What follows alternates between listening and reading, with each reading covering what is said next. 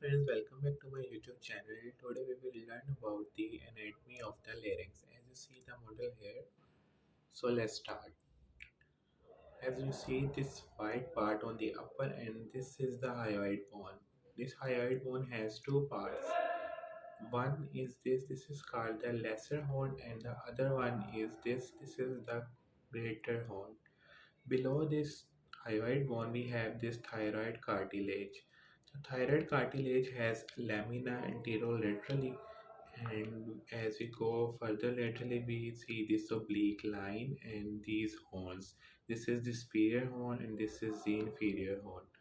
Between the hyoid bone and the thyroid cartilage, we see this structure. This structure in the anterior surface is called medial thyrohyoid ligament, and on the lateral surface we call is as lateral thyrohyoid membrane. And between the superior horn and the hyoid bone, we call is as lateral thyrohyoid ligament. This one.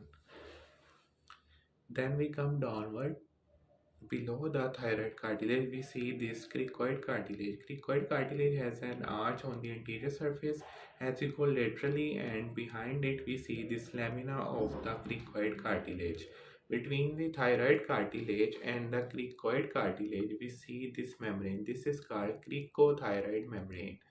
And the cricoid cartilage, then we comes downward, we see these trachea rings, first trachea ring, second, third, fourth.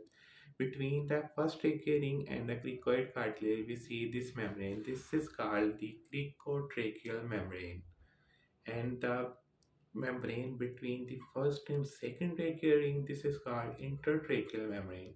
These trachea rings are deficient behind, and the area is covered by the buccopharyngeal fascia. Now we come towards the muscles attached on the anterior surface. We see these two muscles attached. One is this and the other one is this.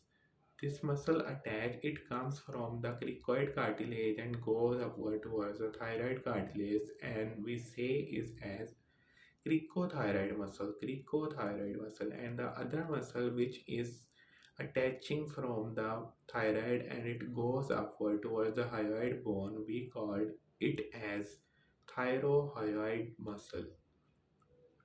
Now we see the nerves and the arteries. This artery here, as you see, this is the superior thyroid artery.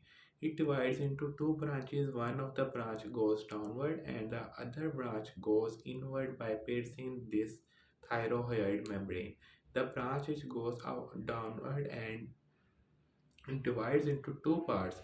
One of the branch supplies the thyroid lobe and the other branch supplies these muscles. The branch which supplies these muscles is called cricothyroid artery, and this nerve that is going inward is called the internal laryngeal nerve. And you can also see one nerve is coming from downward towards these muscle, these intrinsic muscle. This branch is called the recurrent laryngeal nerve, which is supplying these intrinsic muscle of the larynx. Now we come to the posterior side. On the posterior end, we see this lamina of the cricoid cartilage. Above this lamina, there is the attachment of arytenoid cartilage. This cartilage here is the arytenoid cartilage. And above this arytenoid cartilage, there is cuneiform cartilage, and one of the cartilage is covered in the mucosa. As you see, is the corniculate cartilage. Now coming upward, you can see this fold on the both side. This is called hairy epiglottic fold, and on the lateral side of these hairy epiglottic folds we see this depression or the fossa. This is called the piriform fossa or the smuggler's fossa. Now we come behind these hairy epiglottic fold, we see these depressions. These depressions are called the valleculae.